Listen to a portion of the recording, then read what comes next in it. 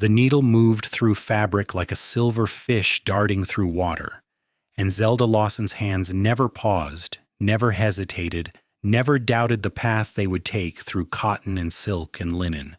She could finish a dress in a single day, from measuring tape to final stitch, and in El Dorado Canyon, Nevada, in the summer of 1878, that made her something close to a miracle worker. The mining town desperately needed skilled hands, and Zelda had arrived 6 months earlier with nothing but 2 trunks, a sewing machine that had belonged to her grandmother, and a determination to never depend on anyone again. The shop she rented sat on the main street, sandwiched between the assayer's office and a saloon that never seemed to close. She had painted the sign herself in careful letters, Lawson's Dress Shop. Every morning she unlocked the door at 7, and every evening she locked it again at 6, and in between those hours she transformed bolts of fabric into the dresses that the respectable women of El Dorado Canyon wore to church, to social gatherings, to the occasional dance at the community hall. She was 22 years old, and she had learned her trade from her mother back in St. Louis before fever had taken both her parents within a week of each other. The West had seemed like the only place to start fresh, to build something that belonged entirely to her. The bell above her door chimed on a Wednesday morning, and Zelda looked up from the emerald green silk she was cutting to see a cowboy standing in her doorway. He was tall, with sandy brown hair that curled slightly at his collar, and he held his hat in his hands like he was entering a church. His clothes were dusty from the trail, his boots scuffed and worn, but there was something in his brown eyes that made her set down her scissors and give him her full attention. "Good morning," she said, keeping her voice professional and courteous. "Can I help you?" The cowboy shifted his weight from one foot to the other, looking decidedly uncomfortable surrounded by bolts of fabric and half-finished dresses on mannequins. "Morning, madam. I'm looking to have a dress made. For my sister." Zelda nodded and pulled out her order book. "Of course. When does she need it by?" "Well, that's the thing." He stepped closer to the counter and she caught the scent of leather and sage and open air. "She's coming in on the stage next week. It's her birthday, and I wanted to surprise her with something nice, something that shows her I'm doing well out here." There was something genuine in his voice that made Zelda smile despite herself. She had learned to be wary of men, to keep them at arm's length, to never let them close enough to disappoint her or control her. But this cowboy seemed earnest, almost boyishly nervous about ordering a dress for his sister. "What's her coloring?" Zelda asked, already thinking through her inventory of fabrics. "She's got dark hair like our mother did, brown eyes. She's about your height, maybe a touch shorter." Zelda made notes in her book. "And what style were you thinking? Something practical for everyday wear, or something fancier for special occasions?" The cowboy considered this seriously. "Something fancy. She's been living with our aunt in San Francisco for the past 3 years, learning to be a proper lady. I want her to know that even out here in Nevada, we've got quality." "I can have it ready in a week," Zelda said, "but I will need to see her for measurements once she arrives, before I do the final fitting." "That will work just fine." The cowboy extended his hand. "I'm Franklin Lawson, by the way. I work at the Silver Queen mine, but I've got a small ranch about 5 miles north of town." Zelda's hand froze halfway to his. "Lawson?" He nodded, looking just as surprised. "You are too?" "Zelda Lawson, I own this shop." For a moment they just stared at each other, and then Franklin broke into a grin that transformed his entire face. "Well, I will be. Are we kin?" "I do not think so," Zelda said slowly, taking his hand and shaking it. His grip was firm and warm and calloused from hard work. "My family is from Missouri originally. St. Louis. Mine's from Kentucky. My grandfather came west during the gold rush." Franklin released her hand but continued to smile at her. "Still, it is quite a coincidence. There are not that many Lawsons out here." "No, there are not," Zelda agreed. She felt flustered, which was unusual for her. She prided herself on maintaining her composure, on staying professional and distant. But something about Franklin's open, friendly manner was disarming. "So, About your sister's dress. I was thinking perhaps a deep blue would suit someone with dark coloring. I have a beautiful silk that just came in from San Francisco." They spent the next 20 minutes discussing fabrics and styles, and Zelda found herself enjoying the conversation more than she had expected. Franklin clearly knew nothing about women's fashion, but he listened carefully to her suggestions and asked thoughtful questions. He wanted his sister to feel special, to know that he had put effort into this gift, and Zelda respected that. When he finally left, promising to bring his sister in for measurements as soon as the stage arrived, Zelda returned to her work.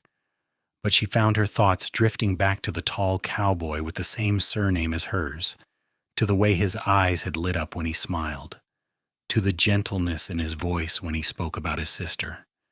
She pushed those thoughts away firmly. She had not come to Nevada to fall in love. She had come to build a business, to prove that a woman could make her own way in the world without needing a man to provide for her or make decisions for her. Romance was a distraction she could not afford. But 3 days later, Franklin returned. This time he looked even more uncomfortable, twisting his hat in his hands as he approached her counter. "Miss Lawson, I hope you do not mind me coming back so soon." "Not at all," Zelda said, setting aside the hem she was stitching.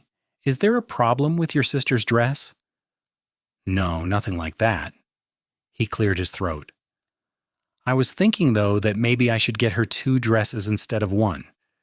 Since she's used to city life and all, it might help her feel more at home here if she had more options." Zelda studied him carefully. There was something in his expression that made her think this was not entirely about his sister, but she could not quite put her finger on what it was. "That is very thoughtful of you. Did you have a particular style in mind for the second dress? Maybe something lighter for everyday wear?" Franklin leaned against the counter, and Zelda noticed that he had cleaned up since his last visit. His shirt looked freshly laundered, and he smelled faintly of soap. "What would you suggest?" They spent another half-hour discussing options, and when Franklin left, he had ordered a second dress in a soft yellow cotton with lace trim at the collar and cuffs. Zelda added it to her order book and returned to her work, but she found herself smiling for no particular reason. The next week, Franklin came back again. "My sister's stage is delayed," he announced as soon as he walked through the door. "There was some trouble with the road between here and Carson City. She will not be here for another 10 days at least." "I see," Zelda said. "Well, that gives me more time to work on her dresses. I have already finished the blue silk one. Would you like to see it?" Franklin's face brightened. "I would love to." Zelda brought out the dress, carefully draped over her arm, and Franklin let out a low whistle. The blue silk caught the light streaming through the shop windows, shimmering like water. Zelda had added delicate embroidery at the bodice, tiny white flowers that she had stitched late into the previous night. "Miss Lawson, that is beautiful," Franklin said, and there was genuine admiration in his voice. "My sister is going to love it." "I hope so," Zelda said. She felt a flush of pride at his praise. She knew she was skilled at her trade, but it was always gratifying to have that skill recognized. "You really can stitch a dress in a day, can you not?" Franklin asked, running a careful finger along the embroidered flowers. "I have heard people talking about it in town. They say you are the fastest seamstress in all of Nevada." Zelda laughed. "I do not know about all of Nevada, but yes, I can finish a dress in a day if I need to. It depends on the complexity of the design, of course, but most everyday dresses I can complete between sunrise and sunset." "That is remarkable." Franklin looked at her with such genuine respect that Zelda felt her heart do an odd little flip in her chest. "You must have been training for years." "Since I was 6 years old," Zelda said. "My mother taught me. She was a seamstress too, one of the best in St. Louis." "Was?" Franklin asked gently. "She died 2 years ago. Fever." Zelda kept her voice steady. She had learned not to show how much it still hurt. "My father went a few days later. They had been married for 25 years. I think he could not bear to be without her." "I am sorry," Franklin said, and the sympathy in his eyes was real. "That must have been hard." "It was." Zelda carefully draped the blue dress over a chair, "but it taught me that I needed to be able to take care of myself. So I came west, found this shop and started my business. You did not have any other family back in Missouri? An uncle, but we did not get along. Zelda did not want to explain about her uncle's insistence that she marry his business partner, a man twice her age who had looked at her like she was property to be acquired. It seemed better to make a fresh start somewhere new. Franklin nodded slowly. I understand that. My sister and I came west with our parents when we were young. They wanted to try their luck in the goldfields. Father died in a mining accident when I was 17. Mother passed 3 years later. That is when Caroline, my sister, went to live with our aunt in San Francisco. She wanted to give Caroline opportunities, a chance at a better life than what we had here. And you stayed? Someone had to keep the ranch going. Besides, I love it out here. Franklin's face softened. The open spaces, the freedom. I know it is hard and dangerous sometimes, but there is something about this land that gets into your blood. Zelda understood exactly what he meant. Despite the heat and the dust and the rough edges of life in a mining town, she had found something in Nevada that she had never had in St. Louis. Independence. The right to make her own choices. A sense that she was building something that mattered. Anyway, Franklin said, seeming to shake himself out of his reverie, the reason I came by, aside from checking on the dresses, is that I was wondering if maybe you might need another order for someone else. Who did you have in mind? Zelda asked. Franklin shifted his weight, looking uncomfortable again. Well, actually, I was thinking maybe you could make something for Mrs. Henderson at the boarding house. She has been very kind to me over the years, and her birthday is coming up. I thought a nice dress might be a good gift. Zelda raised an eyebrow. Mrs. Henderson was in her 60s, a formidable woman who ran the boarding house with an iron fist and a soft heart. That is very thoughtful of you. What style were you thinking? They discussed Mrs. Henderson's potential dress for a while, and by the time Franklin left, Zelda had another order in her book. But as she watched him walk down the street, his long stride easy and confident, she found herself wondering if Franklin Lawson was finding reasons to come back to her shop. The thought should have worried her. Instead, it made her smile. Over the next 2 weeks, Franklin found reasons to order 6 more dresses.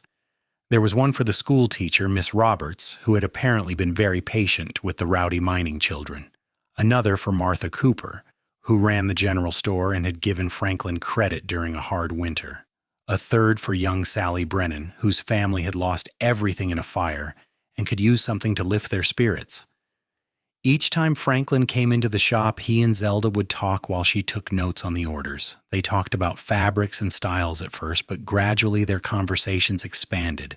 Franklin told her about his ranch, about the dozen cattle he was trying to raise, about his dreams of one day owning enough land to run a proper operation. Zelda told him about her business plans, about wanting to eventually hire another seamstress so she could expand her offerings, maybe even bring in ready-made dresses from back east to sell alongside her custom work. They talked about books they had read, about the places they had seen, about their childhoods and their hopes for the future. Franklin made her laugh with stories about disastrous attempts to cook his own meals before he had learned the basics. Zelda found herself telling him things she had never shared with anyone in El Dorado Canyon, about her fears and her dreams and the loneliness she sometimes felt even in the middle of a bustling mining town. The dresses piled up in her shop, each one a testament to Franklin's thoughtfulness. Because that was what struck Zelda most about these orders. Franklin genuinely seemed to care about brightening the lives of the women around him. He paid attention to who needed encouragement, who deserved recognition, who could use a kind gesture, and he trusted Zelda to create something beautiful for each of them. It was after she finished the dress for Sally Brennan, a simple but cheerful calico in pink and white, that Zelda finally confronted Franklin about what was really happening. He came in on a Thursday afternoon, and before he could launch into another order, Zelda set down her scissors and looked at him directly. Franklin Lawson, you are running out of women in this town to buy dresses for. He had the grace to look sheepish. I suppose I am. And I do not think you are doing this entirely out of the goodness of your heart, even though you do have a good heart. Franklin met her eyes, and she saw something shift in his expression. The friendly openness was still there, but now there was something deeper underneath it, something that made Zelda's breath catch in her throat. "You are right," he said quietly. "I am not." "Then why?" Zelda asked, even though she thought she knew the answer. Franklin set his hat on the counter and stepped closer. "Because every time I come into this shop, I get to spend time with you. I get to see the way your face lights up when you talk about a particularly challenging design. I get to hear you laugh. I get to watch your hands create beautiful things out of nothing but fabric and thread and imagination. And I realized about 3 dresses ago that I was falling in love with you, Zelda Lawson, and I did not know how else to spend time with you without seeming forward or inappropriate." Zelda's heart was pounding so hard she was sure Franklin could hear it. "So you invented reasons to order dresses?" "Yes?" Franklin smiled, that transforming grin that made him look younger and more vulnerable. "I know it is foolish. I know you probably think I'm ridiculous, but I could not help myself. Every time I tried to stay away, I would just end up thinking about you, and then I would come up with another excuse to come back." For a long moment, Zelda did not speak. She thought about all the reasons she should send Franklin away, should protect her heart and her independence. She thought about her determination to never rely on a man, to never give up the freedom she had fought so hard to claim. But she also thought about the way Franklin listened when she talked, really listened, like her words mattered. She thought about how he respected her work, how he valued her skill and creativity. She thought about how he had never once suggested that she should quit her shop, or that her ambitions were unfeminine or inappropriate. He admired her for her competence, her speed, her artistry, and she thought about how, over the past few weeks, the best part of her day had become the moments when Franklin walked through her door. "I do not think you are ridiculous," Zelda said finally. "I think you are sweet and kind and far too generous for your own good. You have probably spent half your savings on dresses you did not need to buy."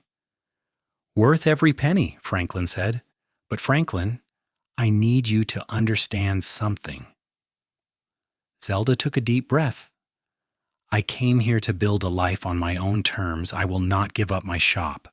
I will not give up my independence. If you are looking for a wife who will stay home and keep house and nothing else, then I am not the right woman for you." "I am not looking for that kind of wife," Franklin said. "I am looking for a partner. Someone smart and capable and determined, someone who can stitch a dress in a day and run a successful business and still have the energy to dream about the future. I am looking for you, Zelda, exactly as you are." Zelda felt tears prickling at the corners of her eyes, which was ridiculous. She never cried. "You really mean that?" "I really mean that." Franklin reached across the counter and took her hand, the same hand that had shaken his so formally weeks ago. "I would never ask you to be anything other than who you are. That is the woman I am in love with." "I think I am falling in love with you too," Zelda whispered, "even though I tried very hard not to." Franklin laughed, and the sound was full of joy and relief. "So what do we do now?" "Now you stop inventing reasons to order dresses," Zelda said, squeezing his hand. "And you start courting me properly. Take me to dinner. Go for walks with me. Let me meet your sister when she finally arrives on that stage, and we will see where this goes." "I can do that," Franklin promised. And he did. Over the next month, Franklin courted Zelda with the same thoughtfulness he had shown in ordering dresses. He took her to dinner at the boarding house, where Mrs. Henderson served them her famous pot roast and beamed at them like a proud mother. He brought her wildflowers he had picked on his ranch, bunches of purple lupine and golden poppies that Zelda arranged in a mason jar by her shop window. He walked her home every evening when she closed up, and they would stroll slowly through the dusty streets, talking about everything and nothing. His sister Caroline finally arrived in mid-September, and Zelda liked her immediately. Caroline was indeed small and dark-haired, with a quick wit and a love of fine clothes that made her exclaim with delight over the 2 dresses Franklin had ordered. She also took one look at the way her brother watched Zelda and pulled the seamstress aside at the first opportunity. "Thank goodness," had Caroline said. "I was worried Franklin was going to turn into a lonely old bachelor out here. He's far too good a man to waste. I agree, Zelda said, watching Franklin chat with Mrs. Henderson across the room. They were at a welcome dinner the boarding house was hosting for Carolyn. He is unlike any man I have ever met. He told me about all the dresses he ordered, Carolyn said, her eyes sparkling with amusement. That is the most Franklin thing I have ever heard. He has always been terrible at just saying what he feels. He shows it instead. I noticed that, Zelda said. It is actually rather endearing. He said you can stitch a dress in a day. Is that really true? It is. Would you like to come watch sometime? I am always looking for company while I work, and I imagine after San Francisco, El Dorado Canyon might seem a bit quiet. Caroline grinned. I would love that. And maybe you can teach me a few things. I am terrible with a needle. And Aunt Margaret despaired of me, but I always wanted to learn. So Caroline became a regular visitor to the dress shop, and Zelda found herself with not just a beau but also a friend. Caroline was bright and funny, full of stories about life in San Francisco that she told while Zelda worked, and she attempted to master basic stitches. She also proved to be an excellent judge of character and gave Zelda her honest opinion on everything from fabric choices to the various personalities in El Dorado Canyon. Franklin continued his courtship with patience and devotion. He fixed the lock on Zelda's shop door when it started to stick. He helped her move heavy bolts of fabric when a new shipment arrived.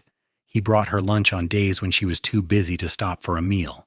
And he never, not once, suggested that her work was less important than his, or that she should slow down or stop for his sake. In October, he invited her out to his ranch for the first time. It was a Sunday, her one day off, and Franklin borrowed a buggy to drive her the 5 miles north of town.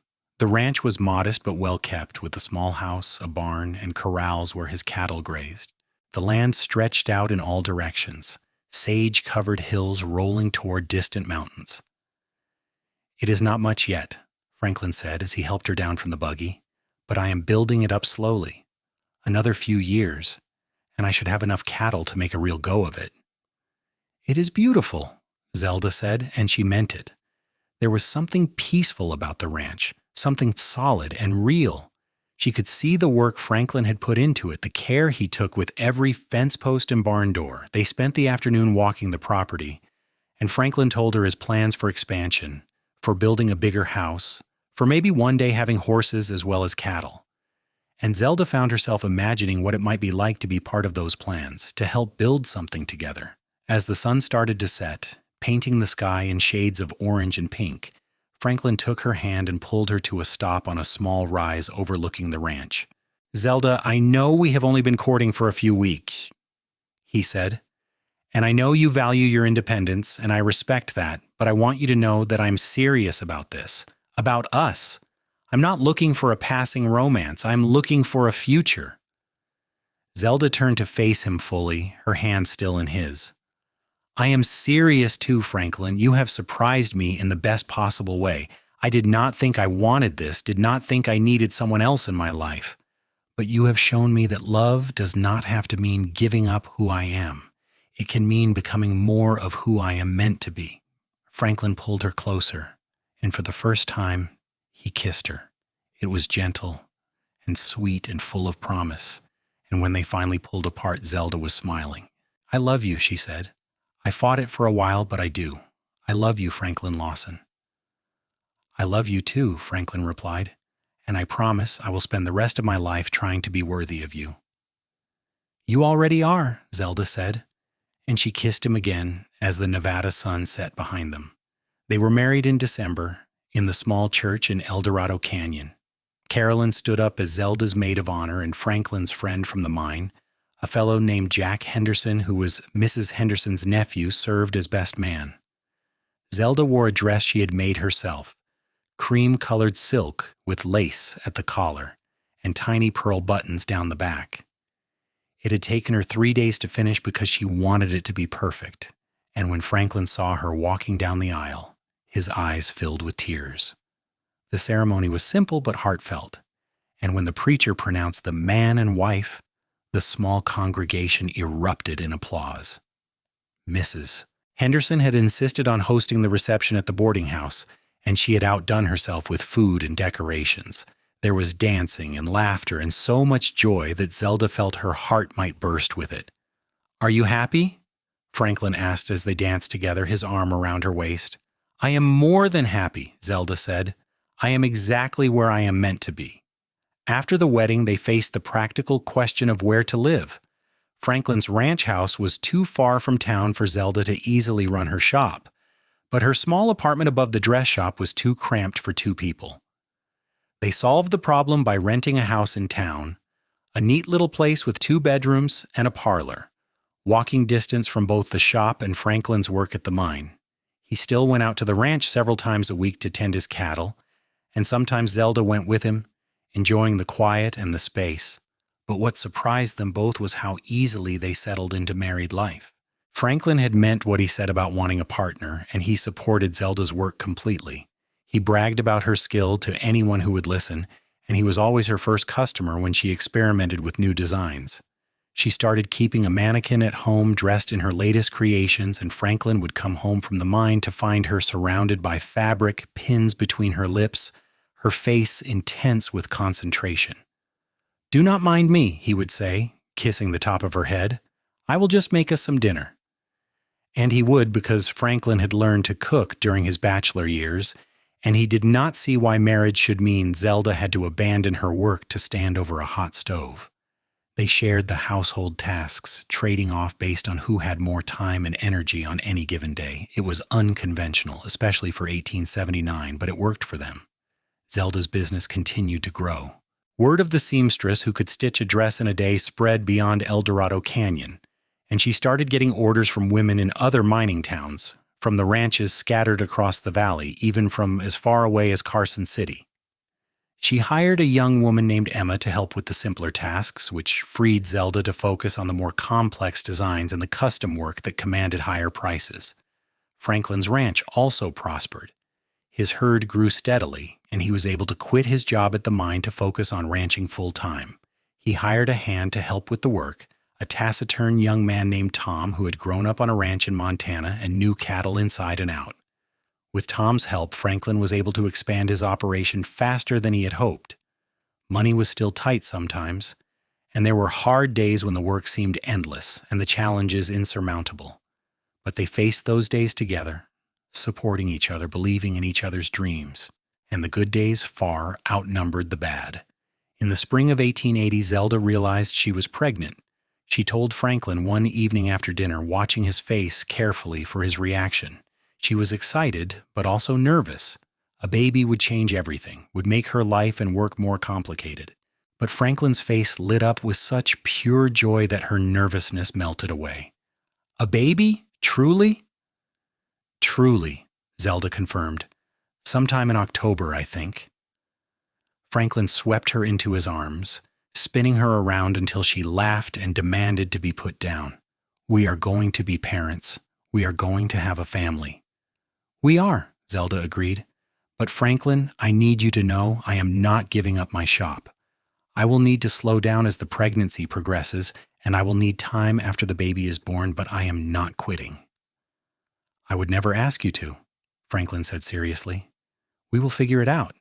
Maybe Emma can take on more responsibilities. Maybe Caroline can help. She has gotten much better with a needle. We will make it work." And they did. As Zelda's pregnancy progressed, Emma gradually took over more of the routine orders while Zelda focused on the custom work that required her expertise. Caroline did indeed help, proving to be surprisingly skilled once she got past the basics. Even Mrs. Henderson got involved, insisting on knitting baby clothes and offering advice that ranged from practical to completely absurd.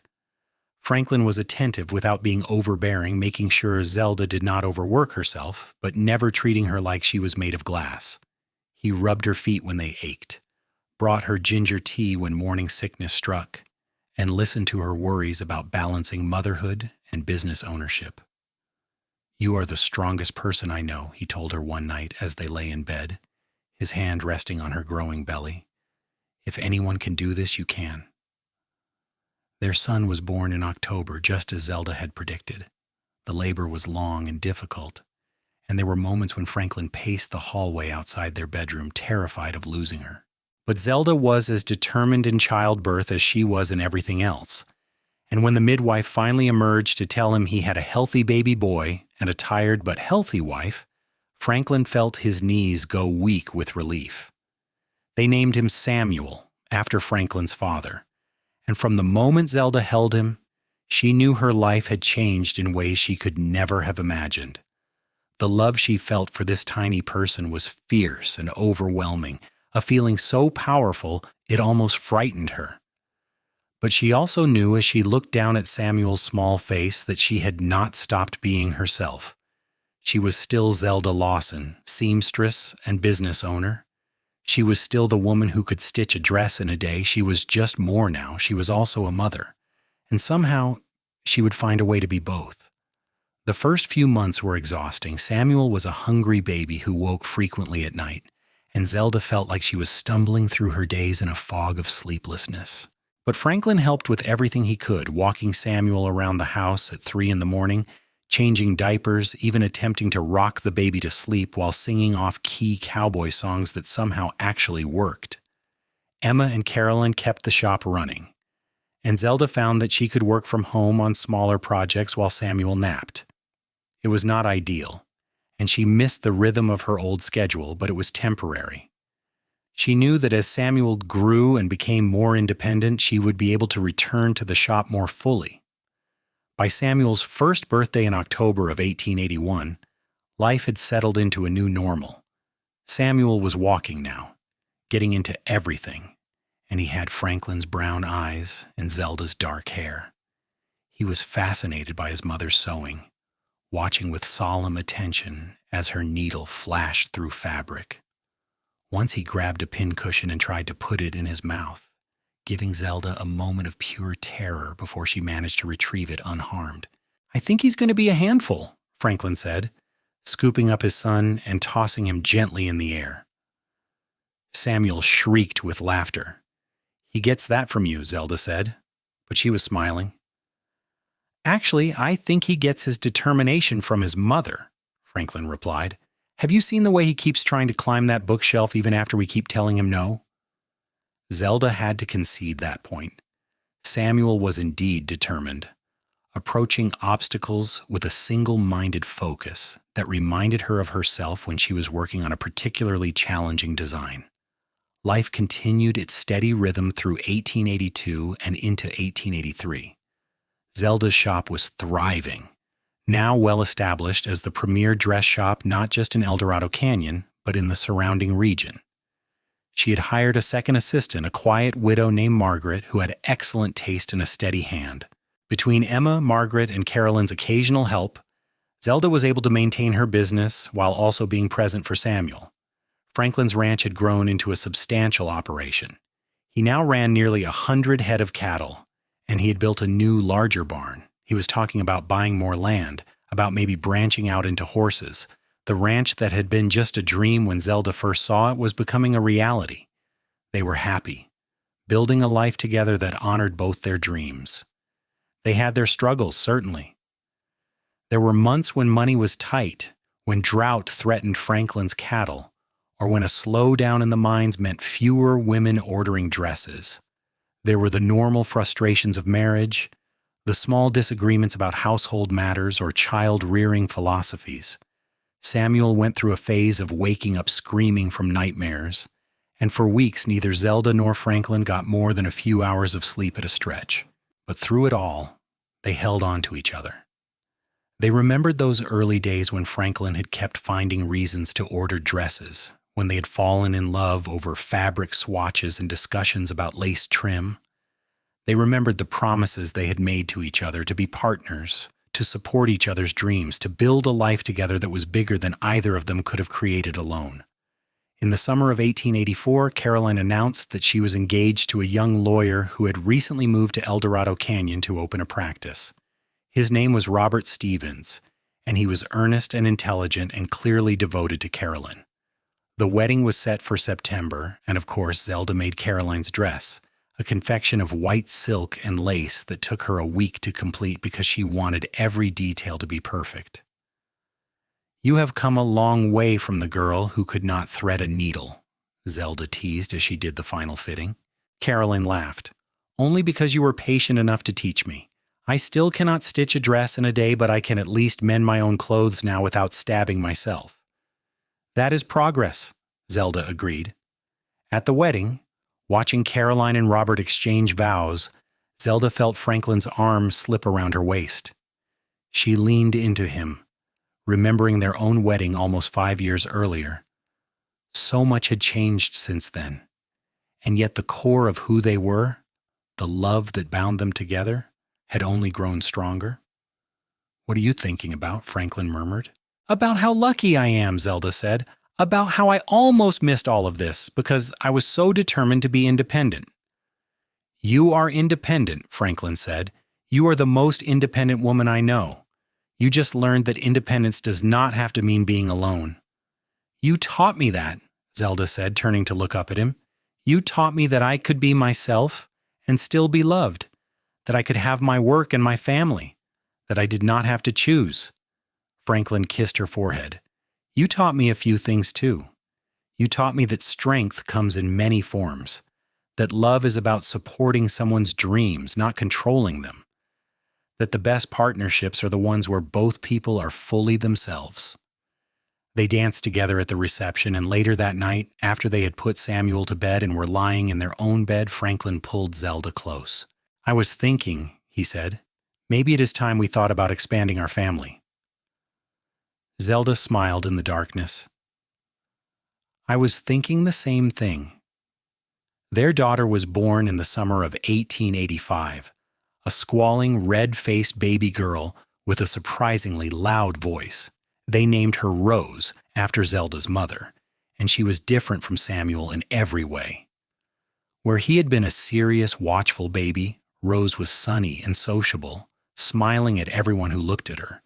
Samuel, now almost 5, was fascinated by his baby sister, constantly wanting to hold her and help take care of her. "Gentle," Zelda would remind him for the 100th time as Samuel patted Rose's head a bit too enthusiastically.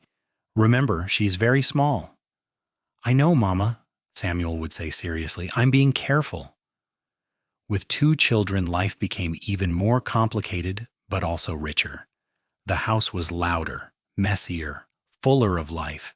There were days when Zelda felt like she was juggling too many things at once, when she was certain something was going to fall and shatter. But somehow, she and Franklin made it work. Franklin had become an expert at braiding hair for Samuel's imaginary horse games and could change a diaper while discussing cattle prices with Tom, his ranch hand. Zelda had mastered the art of nursing Rose while sketching dress designs, and she could sew a hem while simultaneously helping Samuel sound out words in his primer. They were a team, she and Franklin, and they faced everything together. In 1886, Franklin surprised Zelda by buying the building that housed her dress shop. "I know you have been worried about the rent going up," he explained when he handed her the deed. "Now you do not have to worry. The building is yours, free and clear." Zelda stared at the deed, tears filling her eyes. "Franklin, this must have cost everything you had saved." "It was worth it," he said. "Your shop matters, Zelda. It is not just a business. It is a part of who you are. And I wanted you to have the security of owning it outright. Besides, I had a good year with the cattle. We could afford it." "We," Zelda repeated. "You always say we, even though the ranch is yours and the shop is mine." "That is because everything we have belongs to both of us," Franklin said. "We built this life together. Your success is my success. My success is your success. That is what marriage means to me." Zelda set the deed down carefully and threw her arms around her husband. "I love you so much. Do you know that?" "I do," Franklin said, holding her close, "but I never get tired of hearing it." The years continued to pass, each one bringing its own challenges and triumphs. Samuel started school and proved to be an excellent student, curious about everything. Rose grew into a bright, talkative little girl who loved pretty clothes and declared that when she grew up she wanted to make dresses just like Mama. The shop continued to thrive, and Zelda's reputation spread even further. She had customers now from as far away as Virginia City and even Sacramento. She had to turn down orders sometimes because she simply could not keep up with the demand, even with Emma and Margaret's help. Franklin's ranch had become one of the most successful operations in the region. He now ran several hundred head of cattle and had indeed branched into horses, breeding and training working horses that were in high demand. He employed 3 full-time hands and hired extra help during busy seasons. They were prospering in ways they had never imagined when they first met in that dress shop in 1878. But more than the financial success, more than the growing businesses and the comfortable house, what mattered was that they had built a life together based on love and respect and mutual support. In 1889, when Samuel was 9 and Rose was 4, Zelda realized she was pregnant again. She was 33 now, and while this was not considered old for childbearing, she felt more tired this time than she had with her previous pregnancies. Franklin hovered more than usual, worried about her, and she had to keep shooing him away so she could work. Their second son was born in early 1890, a big, healthy baby they named James, after Zelda's father. Unlike his siblings, James was a calm, easy baby who slept through the night almost from the start and rarely cried. Samuel was old enough now to be a real help, and Rose was delighted to have a baby to fuss over. With 3 children, Zelda finally had to accept that she could not maintain the same pace at the shop.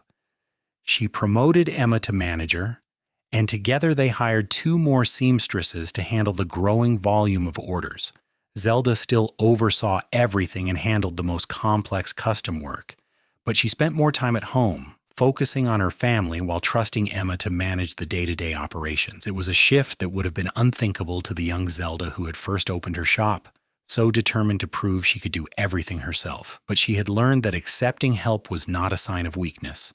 It was smart business, and it allowed her to be the mother she wanted to be while still maintaining the career she loved. The 1890s brought changes to El Dorado Canyon. The mining boom was slowing, and some families were moving on to other boom towns or back east. But Franklin and Zelda stayed. Their roots were deep now, their lives thoroughly intertwined with the community. Franklin served on the town council, and Zelda organized fundraisers for the school. They were pillars of the community, respected and valued. In 1895, on a warm spring evening, they sat on their front porch watching their children play in the yard.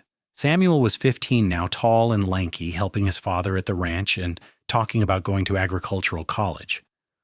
Rose was 10, a miniature version of Zelda, already showing real skill with a needle. James was 5, sweet and gentle, spending his days following his older siblings around and asking endless questions. "Do you remember that first day you walked into my shop?" Zelda asked, her hand in Franklin's. "Of course," Franklin said. "I was so nervous. I had no idea what I was doing, ordering a dress for Caroline. I just knew I needed an excuse to meet you." "You ordered so many dresses," Zelda said, laughing. "I thought you were the most generous man in Nevada, buying dresses for every woman in town." "I was in love," Franklin said simply, "and I did not know how else to spend time with you." "It was the sweetest courtship in the history of courtships," Zelda said, "and it changed my life completely. I was so sure I did not need anyone, that I was better off alone. And then you came along and showed me that the right person does not take away your independence. The right person enhances it, supports it, celebrates it." Franklin squeezed her hand. "You changed my life too. Before I met you, I was just going through the motions, working and saving and planning for a future I could not quite envision. You gave me a reason to dream bigger. You gave me a family, a real home, a purpose beyond just survival." They sat in comfortable silence for a moment, watching the sun set over the Nevada hills, painting the sky in shades of orange and pink, just like it had on the evening Franklin had first told Zelda he was serious about their future. "Mama, Papa," Rose called from the yard, "come see what Samuel taught me." They rose from their chairs, hands still linked, and walked down to join their children. Samuel had been teaching Rose to rope a fence post, and she was concentrating fiercely, her tongue sticking out slightly the way Zelda's did when she was working on a particularly tricky seam. Zelda watched her daughter twirl the rope, missing the post but trying again with determination. She felt Franklin's arm slip around her waist, felt James grab her hand, heard Samuel's patient instructions and Rose's frustrated but determined responses. She was surrounded by her family, by the life she and Franklin had built together through hard work and love, and unwavering support for each other's dreams. This was what happiness looked like. Not a fairy tale, not perfection, but something real and solid and earned. It was knowing you were exactly where you were meant to be, with exactly the people you were meant to be with. "I love you," she whispered to Franklin. "I love you too," he replied. "Always have, ever since you were the woman who could stitch a dress in a day, and I kept finding reasons for new ones." Zelda laughed, and the sound carried across the yard full of joy and contentment and the deep satisfaction of a life well lived. The years continued to roll by, bringing with them the normal rhythms of family life. Samuel graduated from school and surprised everyone by deciding not to go to agricultural college after all. Instead, he wanted to learn the cattle business from his father to eventually take over the ranch. Franklin was proud beyond words, and he began teaching Samuel everything he knew about ranching, about reading the land and the weather, about caring for cattle and horses, about the business side of running an operation. Rose did indeed follow in her mother's footsteps. At 13, she was already taking orders at the shop and completing simpler dresses under Zelda's supervision. She had an eye for color and design that impressed even Emma, and customers began specifically requesting Rose's input on their orders. Zelda watched her daughter bend over a sewing machine, her face intent with concentration, and felt a pride so fierce it brought tears to her eyes. James remained the gentle, thoughtful one.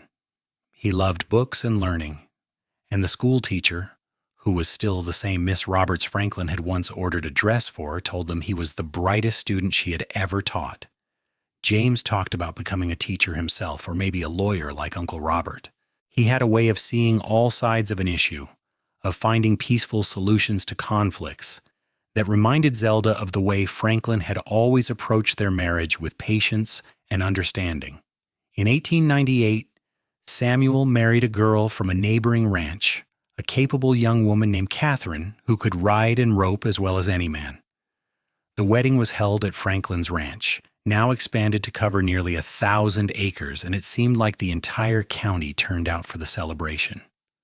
Samuel and Catherine moved into the old ranch house, the one Franklin had first shown Zelda all those years ago, while Franklin and Zelda remained in their house in town. But Samuel came by almost daily to work with his father, and Catherine and Zelda became close friends. Rose showed no interest in marriage, much to the disappointment of several young men in town. She was focused entirely on her work at the shop, on perfecting her skills, on creating dresses that were even more beautiful than her mother's. At 16, she announced that she wanted to travel to San Francisco to study the latest fashions and techniques. "It is just for a few months," she assured Zelda. "Aunt Caroline said I could stay with her and Uncle Robert. And think of what I could bring back to the shop, Mama. We could offer styles that no one else in Nevada has." Zelda looked at her daughter, so confident and determined, and saw herself at that age. How could she deny Rose the same opportunities for growth and learning that she had always valued? "All right," she said, "but you write to us every week, and you come home by Christmas?" Rose threw her arms around her mother. "Thank you. You will see, I will learn so much, and the shop will benefit. We will be even more successful than we already are." And she was right. Rose returned from San Francisco in December, full of new ideas and techniques, and between her fresh perspective and Zelda's established skills, the shop flourished even more. They began offering ready-to-wear dresses alongside their custom work, and they hired 2 more seamstresses to keep up with demand. The shop now occupied not just the original building Franklin had bought, but also the space next door, which they had acquired 2 years earlier. James finished school at the top of his class and announced he was indeed going to study law. He left for San Francisco in 1900, staying with Caroline and Robert while attending law school. His letters home were full of excitement about his studies, about the city, about the future he was building. Franklin turned 50 in 1901, and Zelda organized a surprise party that drew friends from across the region. She made him a new shirt, stitched with his initials on the pocket, completing it in a single day just like old times. When he opened the package and saw what she had made, his eyes filled with tears. "After all these years, you still amaze me," he said, pulling her close. I am the luckiest man alive." "We are both lucky," Zelda replied. "We found each other, and we built this beautiful life together." The party was a joyous celebration of not just Franklin's birthday, but of everything they had accomplished together.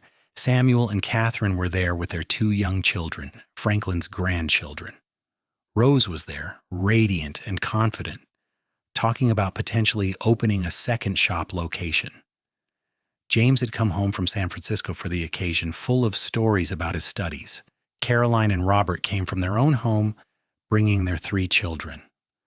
Looking around at the gathered crowd, at the family and friends they had accumulated over the years, Zelda felt overwhelmed with gratitude.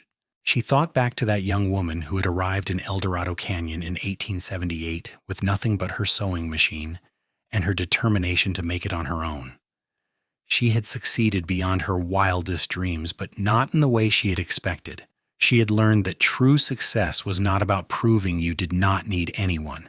It was about finding the right people to share your life with, people who supported your dreams and celebrated your achievements and stood by you through the hard times. In 1905, Zelda turned 49 and decided it was time to step back from the shop. Rose was 20 now, fully capable of managing the business, and Zelda wanted more time to spend with her grandchildren and to travel with Franklin. They had talked for years about seeing more of the country, about visiting places they had only read about. The transition was easier than Zelda had feared. Rose had grown into a talented seamstress and a savvy businesswoman, and the shop was in excellent hands. Zelda still came by several times a week to help with complex orders and to train new seamstresses, but the daily management was Rose's responsibility now. Franklin had already turned over most of the ranch operations to Samuel, though he still rode out regularly to check on things and to help during busy seasons. But for the first time in their lives, they had time to simply enjoy each other's company without the constant pressure of work. They took a trip to San Francisco to visit James, who had finished law school and was now working for a prestigious firm. They traveled to Denver and Kansas City and St. Louis, where Zelda showed Franklin the neighborhood where she had grown up. They returned to El Dorado Canyon after each trip, always happy to be home, but enriched by the experiences they had shared. In 1908, they celebrated their 30th wedding anniversary. Rose organized a party at the shop, decorating it with flowers and ribbons. Emma, now in her 50s and still working at the shop, brought a cake she had baked herself. Margaret, retired now but still a close friend, came with her daughter and grandchildren. Mrs. Henderson, now ancient but still spry, presided over the celebration like a queen. 30 years, Franklin said in his speech, holding Zelda's hand. 30 years since I walked into this shop, nervous as a cat with some ridiculous story about needing a dress for my sister. 30 years since Zelda took pity on me and agreed to take my order, and then another order and another. She probably thought I was crazy, ordering dresses for half the women in town. I did think you were a little crazy, Zelda interjected, and everyone laughed. But she gave me a chance, Franklin continued. She let me court her, even though she had every reason to protect her heart and her independence, and she taught me what love really means. It means supporting each other's dreams. It means being partners in every sense of the word. It means choosing each other every single day, even when things are hard. Zelda stood up, her hand still in Franklin's. I came to Nevada to prove I did not need anyone, she said, and then I met Franklin, and he showed me that needing someone is not a weakness. The right person makes you stronger, not weaker. The right person celebrates your strengths and supports you through your weaknesses. Franklin has been that person for me for 30 years, and I thank God every day that he kept finding reasons to order new dresses. They kissed to applause and cheers, and Zelda felt the same flutter in her heart that she had felt the first time Franklin had kissed her all those years ago on his ranch, watching the sunset paint the Nevada sky. The years that followed were gentler, quieter. They had earned their peace. Samuel and Catherine had 4 children now and were running the ranch with skill and success. Rose had indeed opened a second shop, this one in Carson City, and she was engaged to a banker who respected her business acumen and supported her ambitions. James had married a woman he met in San Francisco, a doctor's daughter who was herself studying to be a nurse, and they were building a life together in the city. Franklin and Zelda spent their days in comfortable routine. They took long walks in the morning, working in the garden Franklin had planted behind their house. They read together in the evening, sitting side by side in their parlor. They visited with their grandchildren, delighting in watching another generation grow and learn and dream. On warm summer evenings, they sat on their porch, holding hands and watching the sunset just as they had done for decades. They talked about everything and nothing, comfortable in each other's presence, secure in the love they had built over a lifetime together. "Do you ever regret it?" Zelda asked one evening in 1912. They were both in their 50s now, their hair gray, their faces lined with the years. "Coming into my shop that day, ordering all those dresses," Franklin laughed. The same warm laugh that had charmed her from the beginning. "Not for a single second. Best decision I ever made." "Even though it cost you a fortune in dresses you did not need?" "Especially because of that," Franklin said. "Every dress was worth it. Every excuse to see you, to talk to you, to be near you. I would do it all over again in a heartbeat." Zelda leaned her head on his shoulder. "I love you, Franklin Lawson." "I love you too, Zelda Lawson. I always have, and I always will." They sat together as the sun dipped below the horizon, painting the sky in those familiar shades of orange and pink, the same colors that had witnessed the beginning of their love story so many years ago. Around them, El Dorado Canyon was changing. The mines were mostly closed now, and the town was smaller than it had been in its heyday. But Franklin and Zelda remained, roots deep in the Nevada soil, their love a constant in a changing world. In their later years, as they watched their grandchildren grow and their children build successful lives, they often reflected on that first meeting in the dress shop. It had been chance, or perhaps fate, that had brought Franklin through Zelda's door that day. But it had been choice that had kept them together. The choice to be vulnerable, to take risks, to believe in love even when it seemed impractical or impossible. Zelda never stopped sewing, even as her hands grew stiff with age. She made dresses for her granddaughters, shirts for her grandsons, quilts for new babies. Her fingers still knew the path the needle should take, even when her eyes were not as sharp as they once had been. Rose would come by with fabric samples and design questions, and they would spend hours discussing the business, though Zelda now gave advice rather than directives. Franklin never stopped ranching, though he left the heavy work to Samuel and the ranch hands. He rode out several times a week, checking fence lines and water sources, visiting with the cattle. The land had been his first love before Zelda, and it remained a part of who he was. But now when he came home, smelling of sage and cattle and open air, Zelda would be waiting for him, and that was enough. They celebrated their 40th anniversary in 1918, surrounded by their children, grandchildren, and a few great-grandchildren. The world was at war, and James had gone overseas with the army. But on that day, they focused on family and love and the bonds that had held them together for 4 decades. "You know," Caroline said, pulling Zelda aside during the celebration, "when Franklin first told me he was ordering all those dresses, I thought he had lost his mind. But then I met you and I understood. You were exactly what he needed." "He was exactly what I needed too," Zelda replied, watching Franklin bounce a great-grandchild on his knee, "even though I did not know I needed him." "That is the best kind of love," Caroline said wisely, "the kind that finds you when you are not looking for it and changes everything." When James came home from the war in 1919, whole and healthy if changed by what he had seen, the entire family gathered to welcome him back. Zelda held her youngest child, now a grown man of 34, and thanked God that he had been spared. Too many families in El Dorado Canyon were mourning sons and fathers who would never come home. The 1920s brought new changes, new technologies, new ways of thinking. Rose's dress shops, now 3 locations across Nevada, began offering the fashionable shorter skirts and dropped waists that Zelda privately thought were scandalous but had to admit were beautifully made. Samuel bought a truck for the ranch, though Franklin insisted on still using horses for most tasks. James opened his own law practice in Reno, and was making a name for himself as an advocate for minors' rights. Through it all, Franklin and Zelda remained constants in each other's lives.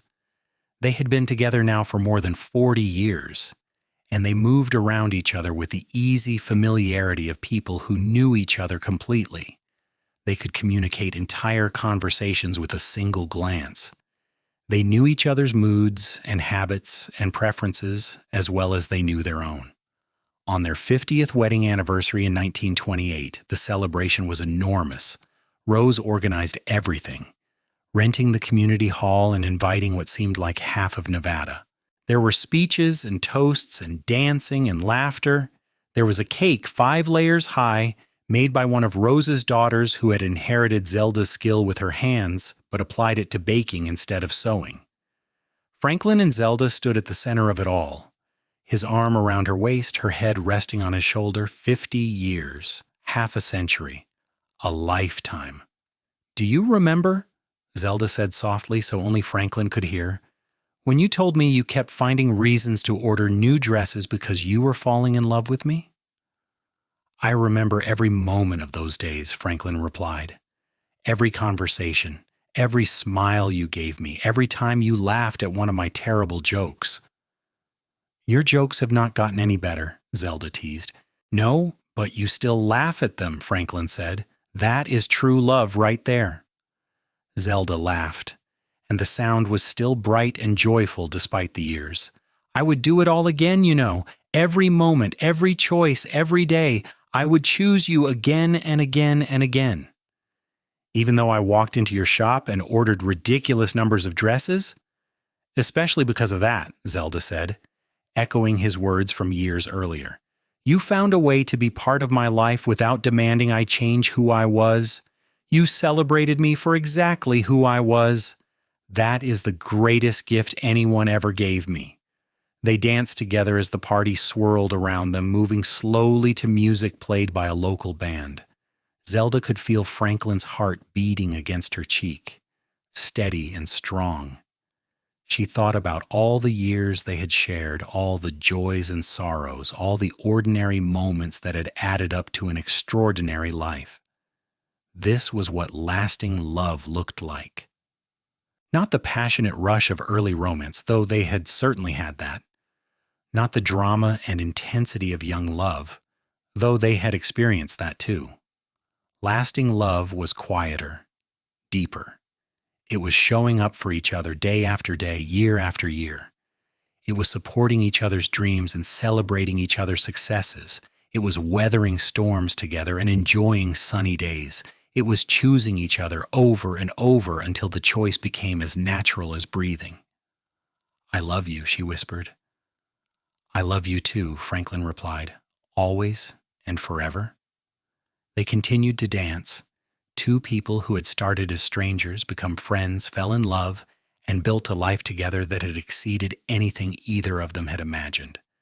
Around them, their children and grandchildren and great-grandchildren celebrated the family they had created together, the legacy of their love. The seamstress who could stitch a dress in a day and the cowboy who kept finding reasons for new ones had found something more valuable than either of them had been looking for. They had found each other, and in finding each other, they had found home.